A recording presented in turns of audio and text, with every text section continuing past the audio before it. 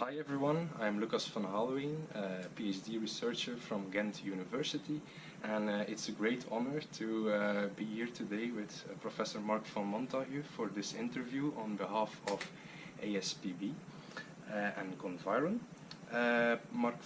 Professor Marc van Montagu is a very well-known scientist, especially known for the discovery of the TI plasmid, and he's actually the father of the modern plant biotechnology.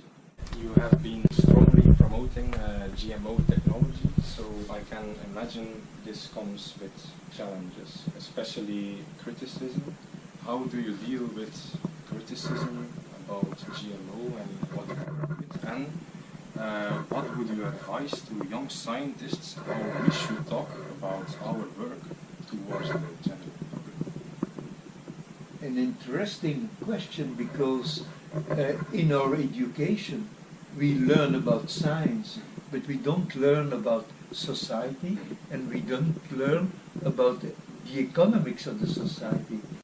But it is difficult to explain it, because you cannot expect that people know science. We don't know the detail about nuclear science, we don't know about physics, we don't know about the plant. We also listen to our peers.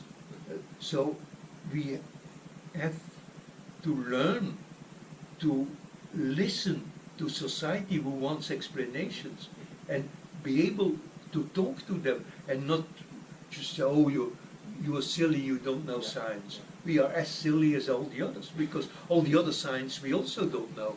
So what is the difference? And if people are convinced of that and are sincere in understanding that we have rationality and that life is not rationality, because then we would be robots. Everything would be simple. But we have, and that evolved our neurobiology with all the other steps that are involved. And that we have to be able to communicate. That the beauty of life that we feel is the emotions. And all the emotions were there to survive. Because if the life is too harsh and you don't have hope and you don't have fantasy, you cannot survive. Before all the technology was there. If you have fear of science, well, you need to have fear, because in the world before, when humans 30, 40, 50,000 years ago, if they didn't have fear, they were eaten or bitten or destroyed. So we are with a neurobiology that the unknown gives fear. So try, through rationality, to say that it's good to have fear for the unknown, but what is an unknown? And explain what is a technology. But a car is extremely dangerous, but nobody is afraid of a car because we have a system to work with. Apart from your academic research career, you also founded several companies such as Crop Design. Are there any advices you can give to young entrepreneurs which would like to start a company, let's say biotech related? Well, understand the economic world that we are in at the moment. Don't dream of another solution. First, go to the reality, otherwise you will not survive. So see if the product that you want to make has a meaning economically, not scientifically. Yeah, that's true. And that is what you have to do. Focus and see that and also see that you have the tools to make very rapidly the product you want to make.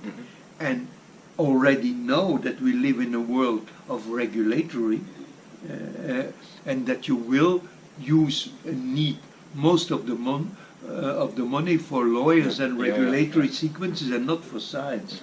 Don't think that you make a science lab. Making a product is completely different than doing science. And if you think you can enjoy that, do it. Otherwise, stay in science, because we need a lot of people also in science, although there you will not make money, you will have the pleasure of knowledge. And then a last question is about recent developments in Africa. What is your opinion about the new biotech law which has been passed in Uganda, which basically opens the door for GMO? Well, finally, I would say, and that's the wisdom of the president of Uganda, that he took the step, and I hope that at least the neighboring countries with who they are in a kind of economic union, Kenya, Tanzania, Rwanda, that they will follow, because it's badly needed. It's a real vision that all the arguments on fear are absolutely wrong, and a confidence in science that he shows each other, and we explain, and that's why we have an enormous responsibility of trying to explain. And we should also see that in Africa there is an enormous oral tradition, so people listen, and if you talk about arguments, you have a chance. So let's be optimistic. On behalf of ASPB, I want to thank you very much, Professor van Montagu, for your time and sharing your perspectives and advices with us. You have to do it. It's the young people of ASPB who have to do it. So it's not me who will do it. So it's very important. But we are inspired by you. So thank you very much.